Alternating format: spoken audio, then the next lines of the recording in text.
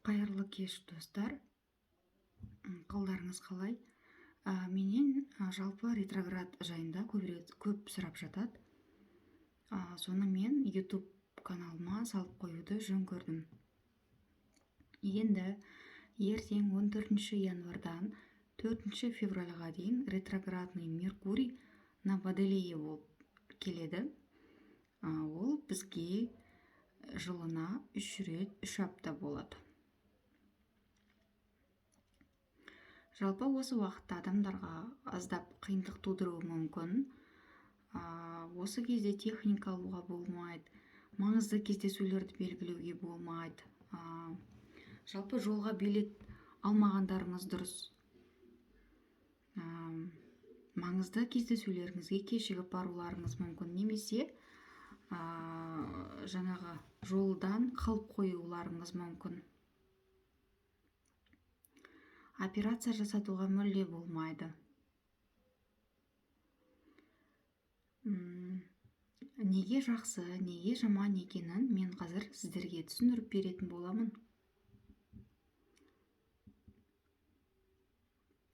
Сәл күте тұрыңыздар. Одан кейін бізде 29 январдан бастап ретроградный Венера келіп тұр. Жалпы Венера бізге кеуде тұсымыздан жалпы жоғары жаққа дейін мұрын қуыс, ауыз жүйелерін кеудеге дейін әкеледі. Сол аралықты белгілейді. Сол кезде адамдарда көбірек ауырып қалу қаупі туындайды. Сол кезде көбірек грипп болуы мүмкін. Бұл ретроград Венерасында ақша мәселесі мен махаббат алға жылжымауы мүмкін. Одан кейін және бізде Уран келе жатыр екен. Уран 18 январдан бастап ретроградный Уран болады. 18-нен бастап рисковать етуге болмайды, тәуекелге мүлде бармаңыз. Сосын ойланбай әрекет етпеңіз.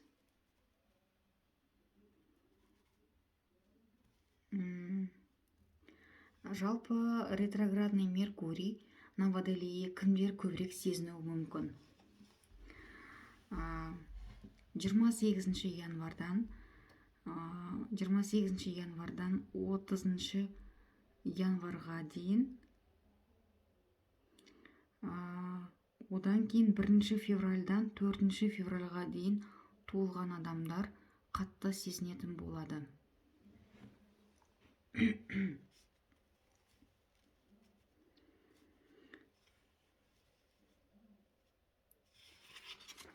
Келесі.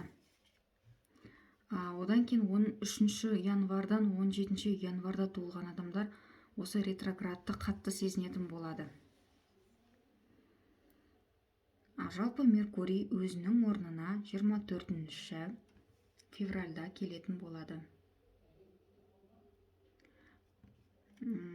Жалпы айтқанда бұл ретроград 14 январ мен 24 февральға дейін созылады деген сөз. Осы уақытта ешқандай маңызды кездесулер белгілеуге болмайды, техника сатып алуға болмайды, операция жасатуға болмайды.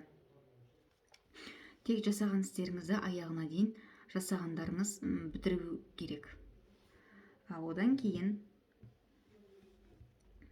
айтатыным, егер бизнес ашқыларыңыз келсе, аздап күтуге тура келеді. Тек 24 февральдан кейін немесе 7 февральға дейін хотя бы күтулеріңізге тура келеді. Айтпесе қиындау болуы мүмкін.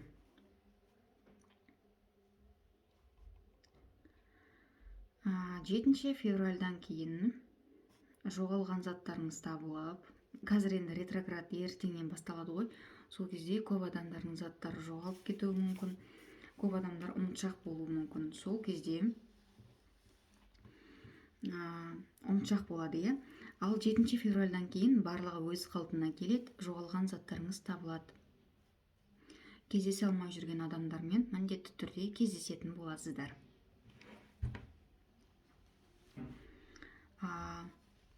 Жалпы одан кейін басқа мемлекетке ұша алмай жүрсеңіз, билетіңіз, үнемі рейстеріңіз кейінге шегеріліп жүретін болса, 7-сінен кейін міндетті түрде ұшатын боласыздар. 7 февральдан кейін. Жалпы бұл ретроградный Меркурий деген барлық істе паузаны білдіреді. Істің тоқтап қалғанын көрсетеді. Одан кейін компьютердегі информациялар жоғалып кетуі мүмкін. Үйдегі техникалар немесе қолыңыздағы бар техникалар, мысалы компьютер, телефондарыңыз сынып қалуы да мүмкін. Абай болғандарыңыз жөн. Мысалы, сіз компьютерде диплом немесе басқа да дүниелерді жазып отырсаңыз, міндетті түрде сақтап отырыңыз. Ол жоғалып таба алмай қалуыңыз мүмкін. Одан кейін светтің өшіп қалуы да мүмкін бұл ретроградный Меркурийде.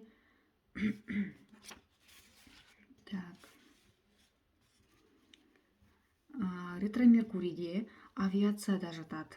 Самолет ауа райына байланысты кейінге шегерілуі мүмкін. Немесе самолет сынып қалып, сіздердің рейстеріңіз кейінге шегеріледі. Жалпы жолға шығатын адамдарға айтарым, ертерек шығыңыздар, әйтпесе жолдан кешігіп қалуларыңыз мүмкін.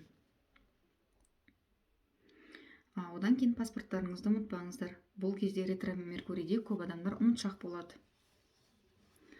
Ал енді жақсы жағына келетін болсақ, кез келген дүниені, ісіңізді қайтадан жасауға жақсы кезең.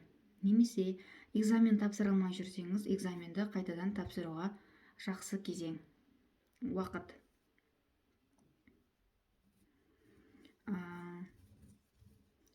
Жалпы осы кезде жұмыс ауыстырсаңыз, бір жерде ұзақ отырмайсыз, жұмыстан шығып кетесіз, немесе условиясы сізге ұнамауы мүмкін, ұнамай кетіп қаласыз. Одан кейін арзан бағаға үй сатып алсаңыз, немесе машина сатып алсаңыз, бір ақаулары болады, немесе көршілеріңіз, сатып алған үйдің көршілері бір жаман адамдар болуы мүмкін. Ал машина сатып алсаңыз, машинаңыз ұрланған болып шығуы мүмкін, документті подделка жасап беруі мүмкін. Әйтеуір бір минусы табылатын болады. Енді бұл ретроградты түсінген болсаңыздар, мен сіздерге знак зодиака бойынша қысқаша ғана кімге қандай оқиға болуы мүмкін, соны айтып кетейін. Сіздер менің парақшама жазылып, және де лайк басып отырсаңыздар, мен қуанып қалар едім. Ең бірінші бізде Овенге ретроградный Меркурий на Водолейе бұл 11-ші домға түсіп тұр екен. Бұл достармен, бұрынғы әріптестермен, кластастарыңызбен жиі кездесуіңіз мүмкін. Бұрынғы істеген жұмысыңыз сізді қайта шақырады. Бұрын ойыңызда болған арман мақсатыңызға қайтадан ораласыз. Одан кейін онлайн жұмысыңызды қайта жандандыратын боласыз. Бизнеске жаңадан товар аласыз. Инстаграм парақшаңызды ауыстырып өзгертетін боласыз. Жалпы ол 11-ші дом планға, адамның мақсатына, цель дейді ғой, әсер етеді. Жалпы пландарыңызды өзгертуіңіз мүмкін. Келесі, телец, гороскоп бойынша ретроградный Меркурий бойынша бізде бұл 11-ші домға түсіп тұр екен. Бұл карьераға, жетістікке жауап беретін болады. жаңадан қызмет ұсынғалы тұрған жерден жаңа қызметті кейінге қалдыру мүмкін. Кейін береміз, кейін февраль айында немесе март айында сен осы қызметке отырасың, осы орналасасың деп айтуы мүмкін. Кейінге шегереді. Себебі бұл жерде ретро Меркурий. Ретро дегеннің өзі кейінге шегеріп тастайды барлық істі. Немесе бастығыңыз ауысуы мүмкін. Осы кезде біліміңізді қайта жетілдіруге жақсы кезең. Бұрынғы жұмысыңыздан сізді шығарып жіберсе, немесе өзіңіз кетіп қалған болсаңыз, қайта жұмысқа шақырады. Келесі близнецы. Ретроградный Меркурий бойынша бұл жерде 9-шы домға түсіп тұр екен. Ол деген сөз юридический құжаттармен, документтермен, алыс сапармен байланысты. Одан кейін собеседованиемен де байланысы бар. Собеседованияға да жауап береді. Жалпы білім алуға жалпы жақсы. Жұмысыңыз жазумен байланысты болатын болса, оны қайтадан жазсаңыз болады. Ал егер собеседованияға барып жұмысқа орналасатын болып жатсаңыз, кейбір құжаттарды қайтадан сұрататын болады. Бір юридический құжаттармен кейбір құжаттарыңыз дұрыс болмай қалуы мүмкін.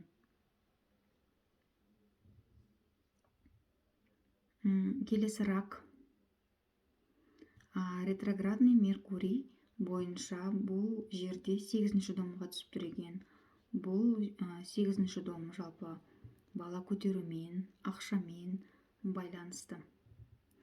Бұл кезде кредитті жабуға, немесе кредитті қайтадан рефинансирование жасатуға, қайтадан қаржыландыруға жақсы уақыт.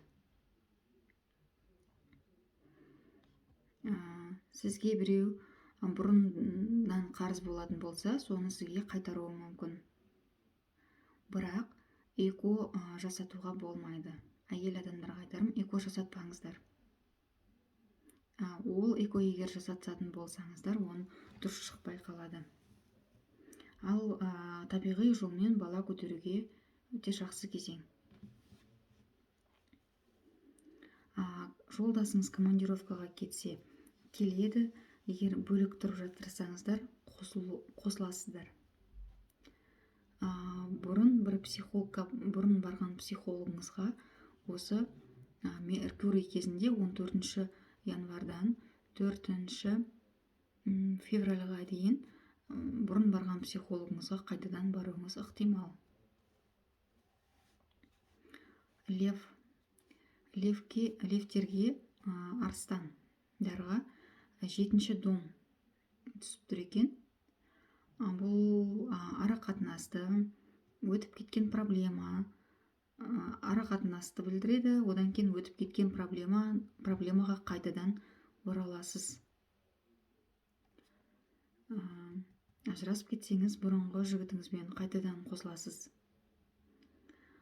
Басы бос қыздарға айтатыным, кездесуге ұсыныс береді сіздерге. Біреулер үйленіп, біреулер ажырасып кетуі мүмкін. Егер ажырасып жатсаңыздар, бұл іс өте ұзаққа созылатын болады.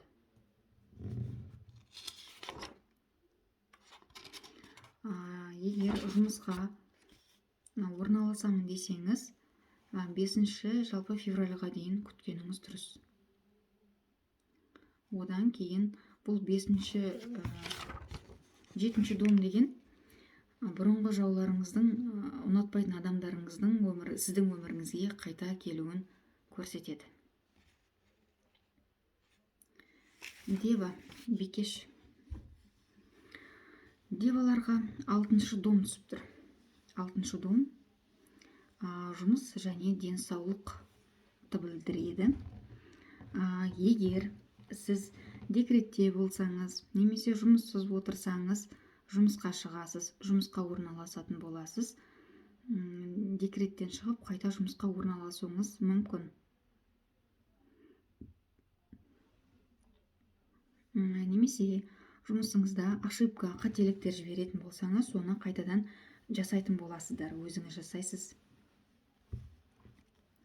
Үйіңіздегі кейбір заттарды, мысалы ремонтты қайтадан жасайтын боласыз. Мысалы краннан су кетуі мүмкін.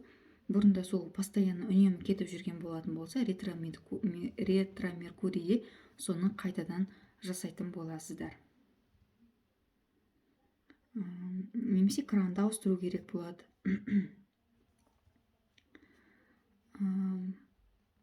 Бұрынғы жұмысыңыз сізді шақыратын болады. Егер емделіп жүрген болатын болсаңыз, қайта тексерілуге, жалпы емделуге, бірақ операция жасатуға болмайды. Емделуге жақсы. Одан кейін диетаға, правильный питанияға отыруға, тамақтың режимін өзгертуге жақсы ай. Фитнеске баруға болады. Жалпы деваларға емделуге болады жалпы, бірақ сіздер операция жасатпаңыздар.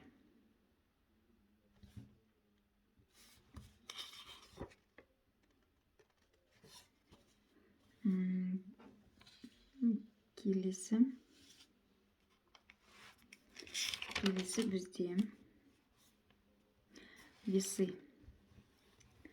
Мен барлығын жазып қойған болатынмын, әйтпесе мен ұмытып қалуым мүмкін. Весы, ретроградный Меркурий сіздерге 5-ші домға түсіп тұр. Бұл жалпы балаға жауап береді. Бұл баланың мектебін немесе садигін ауыстыруыңыз мүмкін. Бала көтеруге немесе баланы көтеру үшін витаминдер қабылдауға, емделуге жақсы ай.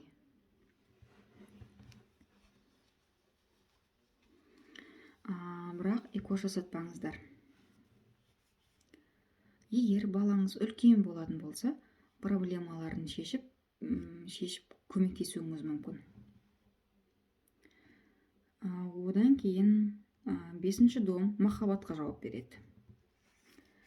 Жолдасыңыз болса, 3-ші адам пайда болуы мүмкін. Абай болыңыз.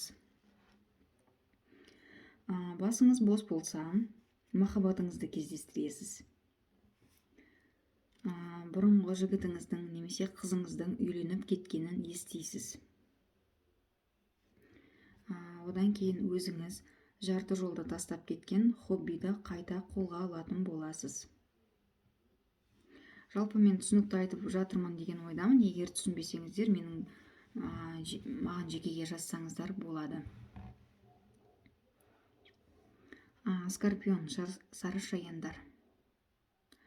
Сіздерге ретроградный Меркурий 4-ші дом гороскопаға түсіп тұр. Ол жылжымайтын мүлікті, тұратын жеріңізді бейнелейді. Үйіңізде ремонт жасатуыңыз мүмкін. Егер квартирада тұратын болсаңыздар, басқа квартираға көшулеріңіз мүмкін. Көптен көрмеген туыстарыңызды көресіз. Туыстарыңызға қатысты жаңалықтарды естисіз. Фамилияңызды ауыстыруыңыз мүмкін.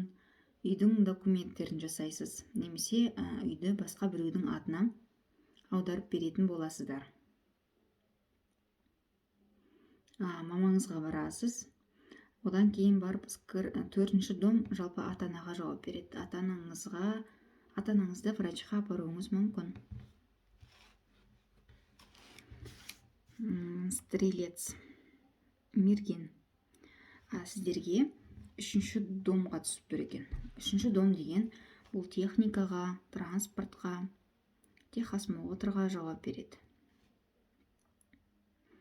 Машинаны жасатуға, өз атыңызға ауыстыруға жақсы. Бірақ 7-ші февральға дейін, хотя бы 7-ші февральға дейін машина алмаңыздар. Жалпы жаңа техникада алмаған жөн. машина және үйдегі техникалар сынуы мүмкін. Кездесулерді кейінге қалдырасыз. Басқа қалада тұратын туыстарыңыз келеді. Ол кісілермен жақын араласатын боласыздар. Жалпы ұнатып жүрген курсыңызды оқып сертификат диплом алатын уақыт немесе лицензия алуларыңыз мүмкін.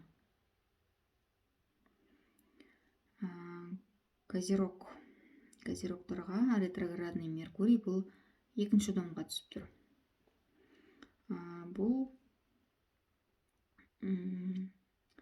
екінші дом деген сіздерде ақшаны бейнелейді. Жалпы ретроградный Меркурий на Водолейден кейін ретроградный Меркурий на Козерогі болып ауысады. Ол бізде 27 январдан бастап 4 февральға дейін ретроградный болады на Козероге. Ал 4 февральдан 16 февральға дейін нормально движениеде қимылдайды Меркурий. Жартысы ретроград болады, жартысы нормально ауысатын болады. Жалпы козерогтар, барлық көңілдеріңіз ақшада болатын болады. Одан кейін кейбір қарыздарыңызды қайтарып береді. Бұрын істелген жұмыстың ақшасын беру мүмкін, бірақ ол үшін сіздер бұрын істелген жұмысты қайтадан жасауға тура келеді. Немесе бір өзіңіздің ошибкаңыз, немесе басқа біреудің жасаған ошибкасын жасап болған соң сіздерге ақшаларыңызды береді.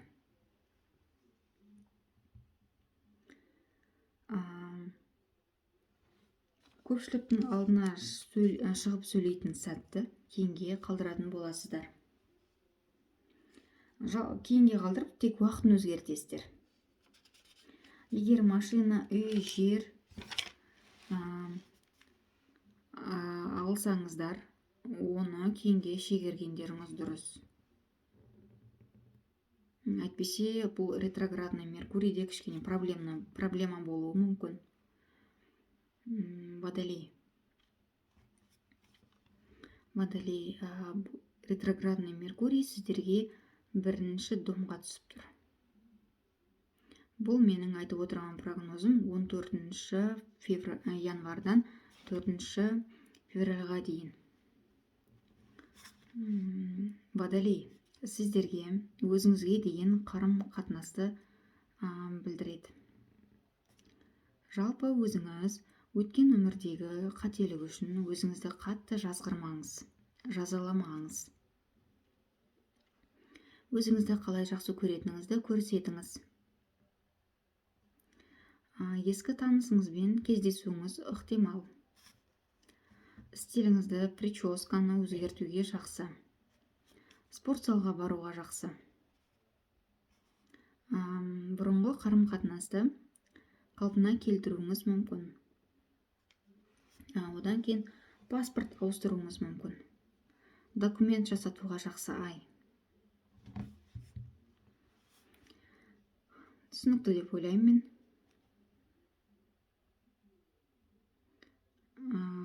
Келесі рыба.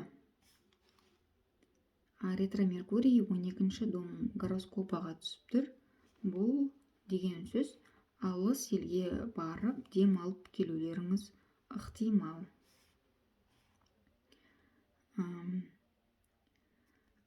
Жылжымайтын мүлікке қатысты сұрақтарды шешетін боласыздар. Ұзаққа созылған бір істі кейінге қалдырмай нүктесін қою керек. Ескі заттарды, ескі отношенияны тастауға жақсы кезең.